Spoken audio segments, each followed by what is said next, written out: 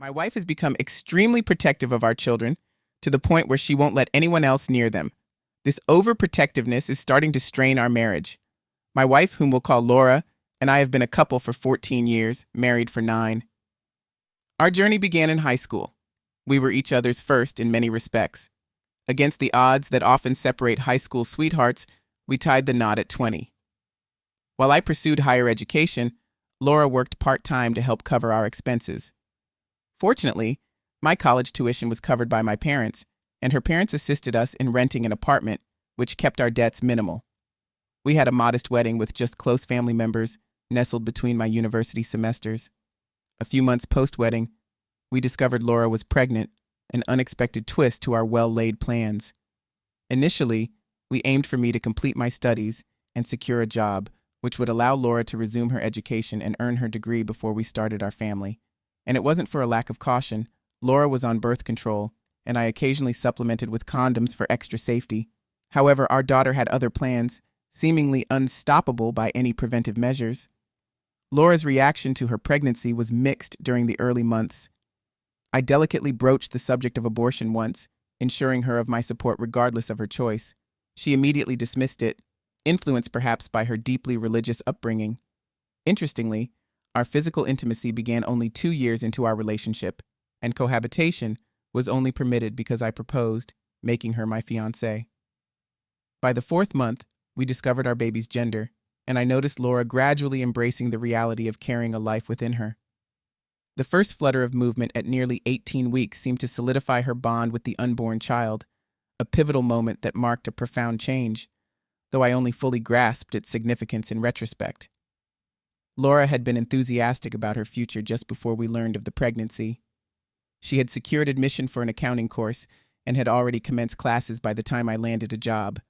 However, around the 30th week, her commitment wavered as she started taking several sick leaves despite being well. When I addressed the issue, Laura's emotional floodgates opened. She confessed her reluctance to continue university wasn't due to embarrassment over her pregnancy, as I had first suspected, given our relatively young age. Instead, it stemmed from a deep-seated fear for her safety and that of our unborn child. She expressed anxieties about potential accidents, falling downstairs, slipping, or inadvertently consuming harmful substances. Puzzled by her fears, which seemed overly cautious, I questioned if she felt threatened by someone. Her response was a definitive no. Nevertheless, she pleaded to pause her studies until the baby could be safely cared for in daycare or by a babysitter, promising to resume her education thereafter. Months swiftly passed, and Laura gave birth to our beautiful baby girl. Both of us fell deeply in love with her from the moment we laid eyes on her. Throughout the latter stages of her pregnancy, Laura ventured outside sparingly, limiting her outings to necessary doctor appointments. Concerned for her well-being, I invited her mother to stay with us, hoping the company would ease Laura's isolation. Although Laura was initially resistant to the idea, she appreciated her mother's assistance with household chores, especially post-delivery, which she found particularly challenging. Despite this, she was fiercely protective over our daughter, insisting on handling all caregiving duties herself. As the first grandchild for both our families, our daughter's arrival was met with great enthusiasm, yet Laura's reluctance to share her with others led to tensions and whispered frustrations among our relatives. I defended her fiercely, reminding everyone to respect her need for space as a new mother. Laura's insistence on solo caretaking extended to me. She scarcely allowed me to tend to our own child. Exhausted and sleep-deprived, she maintained a vigilant watch over our daughter. However, after days without proper rest, she finally succumbed to sleep for nearly 6 hours. I seized the opportunity to care for our baby, feeding her with the milk Laura had previously pumped and managing other necessities. When Laura awoke and realized what had happened, her relief at the rest was overshadowed by a tumult of guilt and distress. She lashed out, tormented by the thought that her sleep somehow made her a terrible mother, and in her anguish, she branded me harshly for my actions. At this point, my own patience was wearing thin. After putting our daughter to bed, I closed her bedroom door gently and sat down with Laura for a heartfelt discussion that escalated into a heated argument. Tears streamed down her face as she expressed her fears of something tragic happening to our child if she wasn't constantly vigilant. She shared alarming stories she'd read about sudden infant deaths and accidents occurring under the care of others, heightening her anxiety. Initially, I dismissed her concerns as typical new mother anxieties, exacerbated by hormonal fluctuations.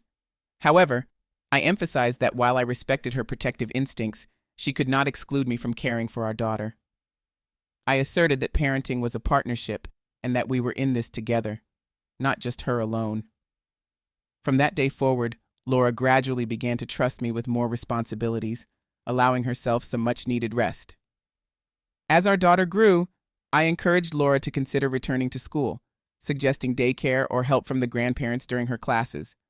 But Laura was resolute, fearing that our toddler's memory formation made this a critical time for her to be the primary caregiver, adamant against our daughter forming attachments with others. I pressed the importance of her education for our family's future security, painting a stark picture of the potential hardships she might face without a degree if, God forbid, something happened to me. Reluctantly, she conceded, but chose to pursue an online course that allowed her to remain at home. Her only requirement for the course was to physically attend the test center for exams. When our daughter turned 3, we were surprised to learn that Laura was pregnant again. Despite our continued use of protection, the unexpected news left me baffled. Laura confessed she had occasionally forgotten to take her birth control pills on time. Although frustrated, I refrained from placing all the blame on her, acknowledging that the responsibility for contraception shouldn't rest solely on her shoulders and admitting my own lapses in caution. Financially, we were more secure this time around, thanks to my stable job and the savings we'd accumulated with the initial help from our parents and the absence of burdensome student loans. Laura's second pregnancy mirrored the first. Her world contracted to the confines of our home, with limited exceptions for our child's needs, medical appointments, or her exams. Her social circle dwindled to include only me, her mother, and occasionally her sister. Attempts to discuss her increasing isolation and possessiveness were met with disinterest. She wasn't ready to confront these issues. After our second child was born, Laura's intense protectiveness persisted. She allowed hardly anyone but me, or on rare occasions her mother, near her or the children. I noticed the dark circles under her eyes deepening, a testament to her exhaustion from shouldering the bulk of parenting responsibilities alone. I frequently suggested sharing the load, offering to take on at least a quarter of the duties when I was home, but she resisted, uneasy with anyone else's handling of things.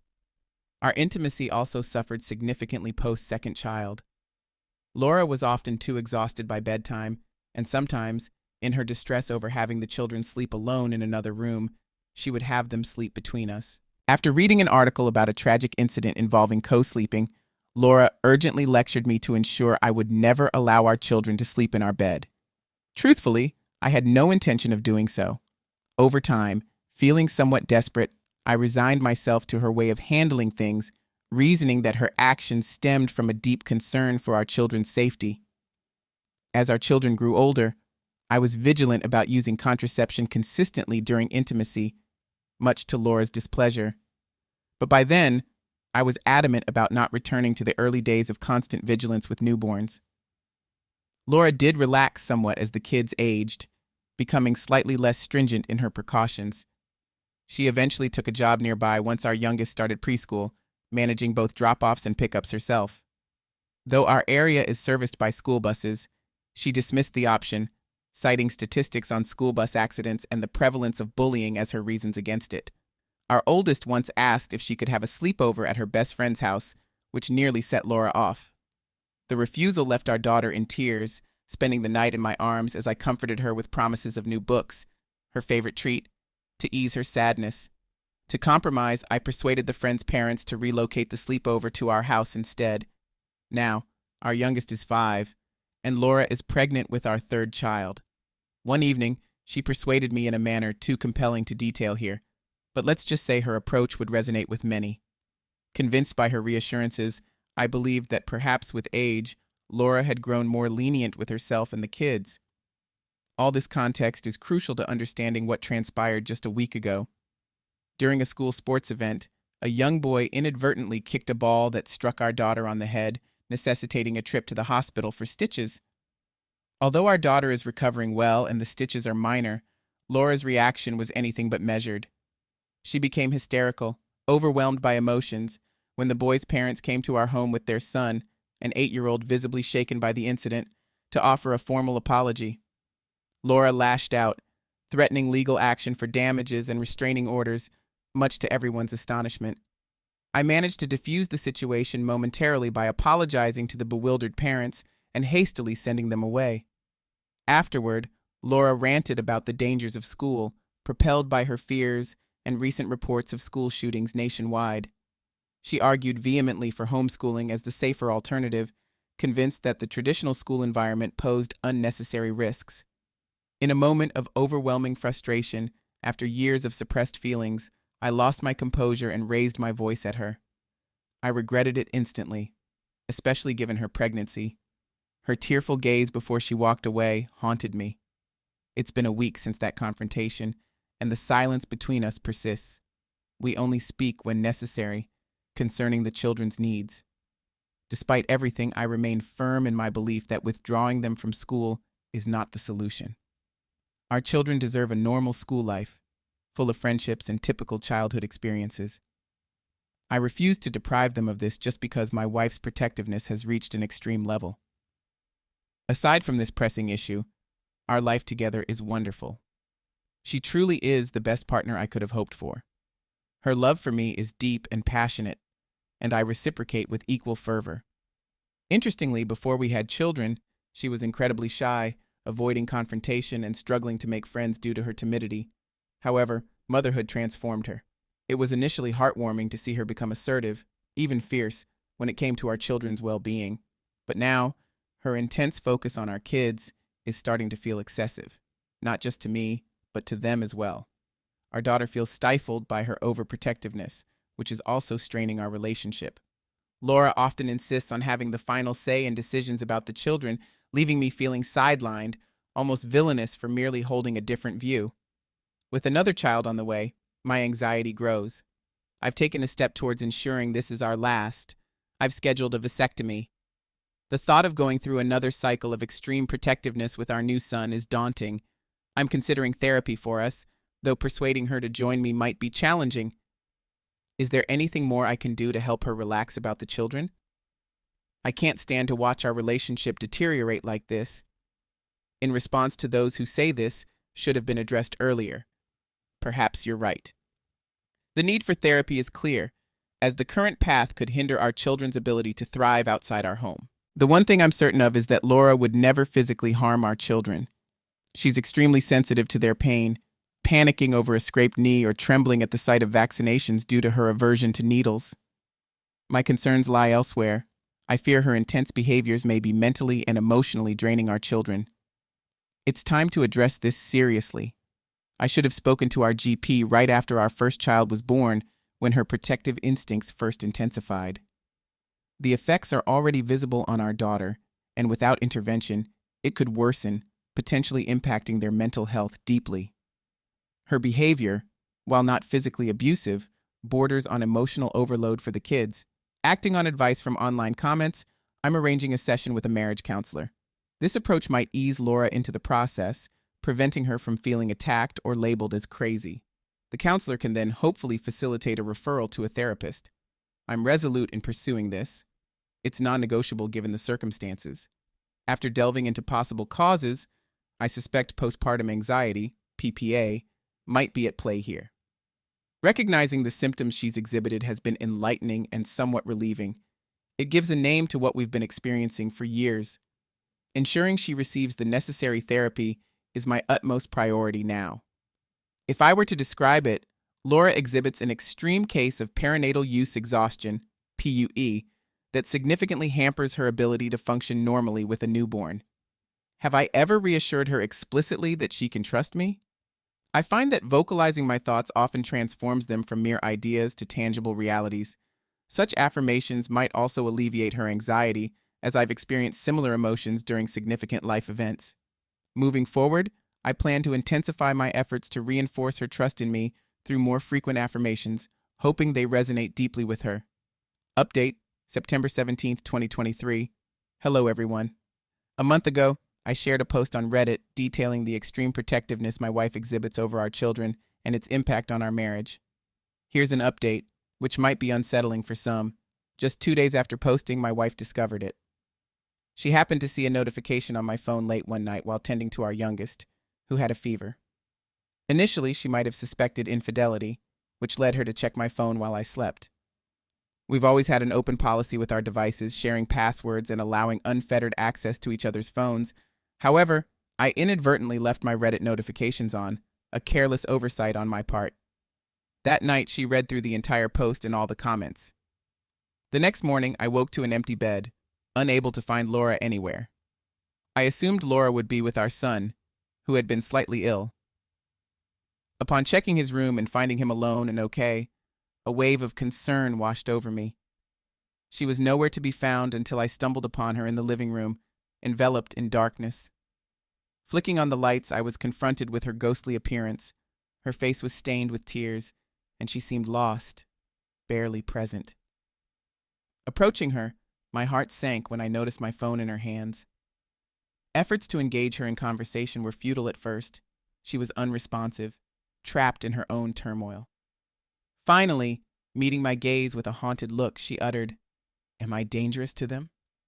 Her voice cracked, the pain evident in her words. Struggling to respond, I was speechless as she whispered, "They said I'll kill them." Her breathing grew erratic, hyperventilating, and it was harrowing to witness her in such distress. She asked for solitude, continuing to stare blankly into the void. The morning routine broke with the children looking for their mother, as they usually did. When they approached, Laura's reaction was one of sheer terror. She abruptly retreated to our bedroom and locked herself away. Confused and frightened, the kids turned to me for answers. To ease their minds, I decided they would spend the day with their grandparents and skip school, which excited them. Later, my daughter, perceptive as ever, approached me with concern. "What's happening with Mommy?" she asked. I softened the truth for her young ears, explaining that her mother was just a bit under the weather and needed rest. Reflecting on her innocent wisdom, she added, "Daddy, hug Mommy when she feels like crying because that helps." Her words resonated deeply, a poignant reminder of the simple comforts we sometimes forget. I had been painfully unaware that my daughter had witnessed Laura's anxiety attacks, a realization that deeply hurt me. After dropping the kids off at their grandparents', I returned home filled with trepidation about Laura's state.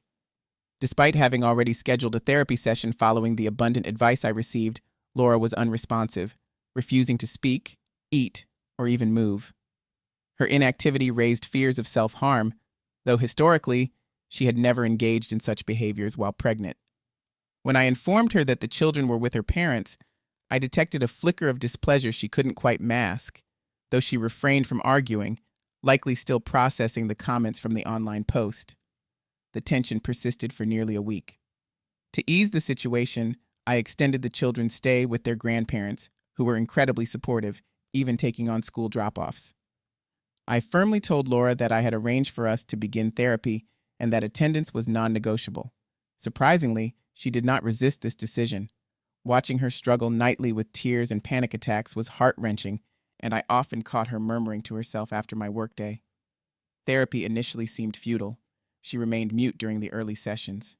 Since she was on maternity leave, there were no work-related pressures to compound her stress. I made it a point to take her to see the kids at her parents' house every other day. I sensed her desperation to be near them, but knew she was too overwhelmed by her emotions to ask directly. During our breakfast visits, my wife observed our children from a distance, avoiding close contact as if plagued by fear. Our son, missing her deeply, attempted to wiggle into her arms, having never been separated from her for so long. His attempts, however, triggered her panic attacks, visibly distressing him and exacerbating the situation. That week was particularly grueling. I spent additional time with our children, reassuring them of our love and explaining that their mother was unwell but getting help. After 2 weeks and more than 5 therapy sessions, there was a subtle shift. Although not entirely resolved, my wife began to interact with the children again, maintaining a cautious distance. I became the primary caregiver, yet she was always there, guiding me, as she knew our children's needs intimately. She also started to reopen communication with me and her mother, showing signs of improvement. About a week ago, following a therapy session, she approached me for a serious conversation. After the kids were asleep, we secluded ourselves in our room. She confessed that there had been something significant from her past that she had never shared, something the therapy had helped her confront. She felt it was unfair to keep this from me any longer. As hinted in a previous update, I had suspected that an event during her first pregnancy had profoundly changed her. I was right. 9 years ago, around her 24th week of pregnancy, while still enrolled in university, and shortly after quitting her part-time job at a diner, my wife encountered someone that irrevocably altered the course of our lives. This revelation explained so much about her transformed behavior over the years. My wife continued to frequent the diner near her university for her homework and assignments, utilizing the familiar space during her off hours. On one such day, while taking a break to use the restroom, she encountered a distressing situation. Inside, she heard noises, painful grunts and moans of agony emanating from one of the stalls. Approaching cautiously, my wife asked if the woman inside needed help. Initially hesitant, the woman eventually opened the stall door, revealing herself in the throes of a miscarriage. She was a middle-aged woman, approximately 17 weeks pregnant, visibly in shock but desperate for assistance. Without hesitation, my wife tried to comfort her, stepping into an unimaginably difficult role. As the situation escalated, the woman, bleeding heavily, realized she was about to expel the fetus. She implored my wife to catch it, wishing to ensure a dignified handling rather than a dismissive end. Holding the tiny, blood-covered fetus, my wife felt an overwhelming surge of despair and helplessness. She quickly wrapped the fetus in a spare cloth and assisted the stricken woman to her feet, managing to transport her to the hospital where medical professionals took over. My wife stayed throughout the day, providing support as the woman fluctuated in and out of consciousness. When the woman awoke, she confided in my wife, revealing a backdrop of domestic abuse. Earlier that day, her abusive boyfriend had struck her, resulting in severe trauma to her abdomen. The woman sought refuge in the first restaurant she saw as her pain became unbearable. She revealed to my wife that this was her second lost pregnancy. A year prior, she had left her 2 daughters, ages 7 and 4, with her boyfriend while she went to work.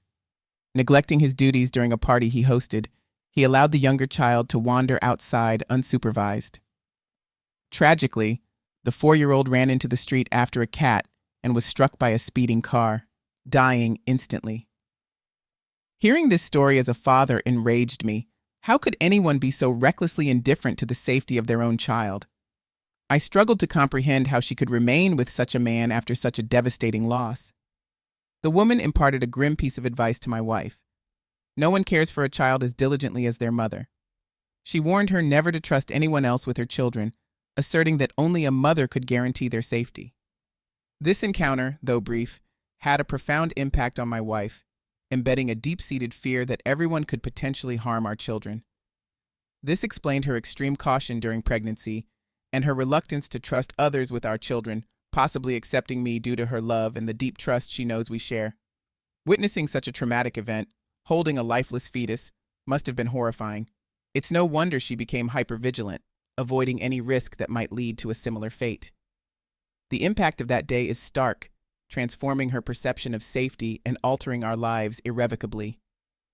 Each time I reflect on it, my heart aches for her, and the profound effects of that single day continue to reverberate through our lives.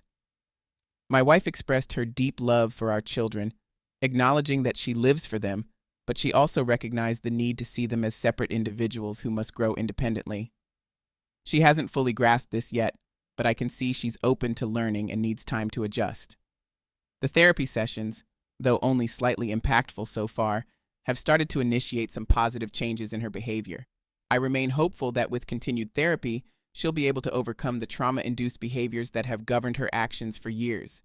Her therapist keeps me updated on her progress, and her optimism gives me hope that recovery is within reach.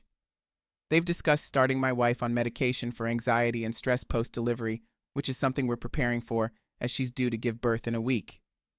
Despite my nerves about welcoming our third child, I'm committed to ensuring that her therapy continues unabated for her well-being and that of our children. New update, October 29th, 2023. I had uninstalled Reddit to focus more on my family, but recently returned and was surprised to see the backlash on my previous posts. with accusations of fabricating stories. While skepticism on Reddit is expected, it's still disheartening. Nonetheless, a few supportive comments have been heartening amidst the negativity. My wife recently gave birth to a healthy baby boy, and I'm noticing slight improvements in her approach compared to our first two children. Following through with my decision, I underwent a vasectomy, which initially met with resistance from my wife, but she eventually accepted the idea. This time around, I'm particularly vigilant, ensuring I'm more present and attentive to prevent her from feeling overwhelmed. Her continued therapy and these subtle shifts in her behavior are promising signs that we're moving towards a healthier dynamic. I understand why some might doubt the veracity of the incident with the woman at the diner. It took me a considerable amount of time to come to terms with the reality of what occurred. However, miscarriages can happen unexpectedly in all kinds of places, and my wife just happened to be present when someone desperately needed assistance. It's not as far-fetched as some might think, but I'm not here to argue over what others choose to believe or not.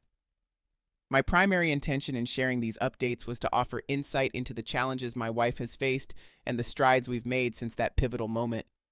It's been a journey of understanding and healing, and I felt it was important to share the progress and context behind our experiences. If you found value in our story or it touched your heart, please consider subscribing and giving us a like.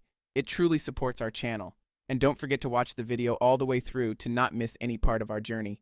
Your engagement helps us keep sharing and growing. Thank you for being part of our community.